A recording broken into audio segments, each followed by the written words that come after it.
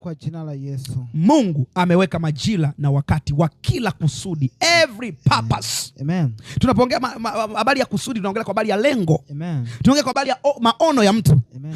Tunaongea kwa habari ya mawazo alionayo mtu kwa ajili ya kuyatenda. Amen. Kunao wakati wake. Amen. Hayo malengo yako ulionayo mwaka huu mwanangu, Amen, ukikosea kwenye muda wa kuyaanza, hayo malengo yamefeli. Amina.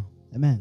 Muda ni huu unao, majira ni haya. 2026 yote hii ni kwa ajili ya kutimiza malengo yako. Amen. Lakini sio kila muda wa mwaka 2026 ni wa wewe kutimiza malengo yako. Amina. Kunao wakati. Amen. Anasema kwenye Yohana anasema kuna wakati ambao malaika anashuka. Amen. Maana yake wale ambao wanakuwa wananasa timing ya malaika, haya kaparadia, ndio wale ambao wanaweza wakapokea uponyaji. Amen.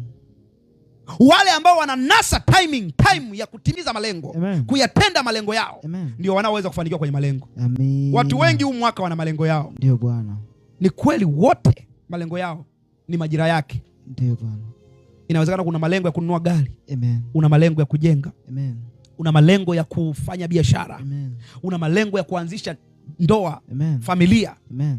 Lakini Amen. Ukianzisha familia kwenye nyakati isiyo ya kwake, familia lazima itakutesa. Amen. Lakini kama ukilianzisha jambo kwenye wakati wake, baraka za Mungu huwa zinaachiliwa kwenye hilo eneo.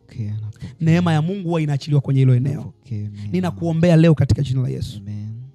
Kama shetani alikufanya uyatende mambo kwenye wakati usio wa kwake, Biblia inasema Mungu wetu ni Mungu anayebadili majira na nyakati. Ninakuombea leo katika jina la Yesu. Bwana ageuze hizo nyakati.